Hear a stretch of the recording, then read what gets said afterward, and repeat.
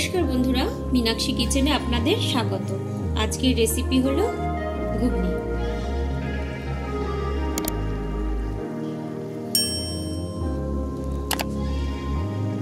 ঘুগনি বানানোর জন্য এখানে আমি মটর ভিজিয়ে নিয়েছিলাম, ভিজিয়ে রেখেছিলাম রাত্রেবেলা। এবার আমি প্রেসারে 6খানা সিটি মেরে আমি এগুলো সেদ্ধ করে রেখেছি। দেখুন পুরো সেদ্ধ হয়ে গেছে।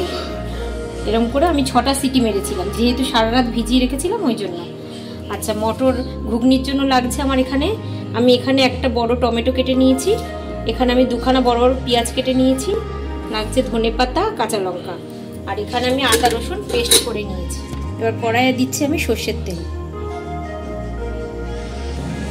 তেল গরম হয়ে গেছে, আমি দিচ্ছি সাদা জিরে, তেজপাতা, আমি পেঁয়াজ,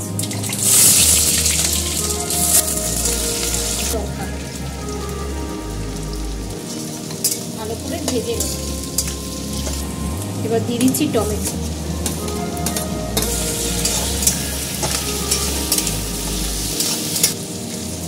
এবার 1 চামচ নুন, হলুদ গুঁড়ো, জিরের গুঁড়ো, ধনের গুঁড়ো, ভালো করে কষিয়ে নেব। 1 চামচ আদা রসুন পেস্ট। এখনো 2 থেকে 3 মিনিট কষাতে লাগবে। হয়ে গেছে 2-3 মিনিট, মশলা থেকে তেল বেরিয়ে গেছে। এবার আমি মটরটা দিয়ে দেবো।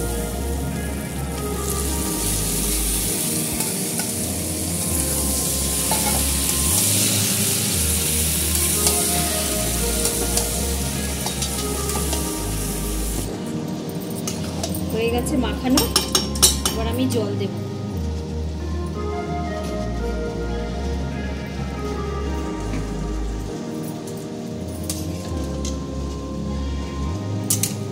রাইসে সাই গরম মশলা দেব।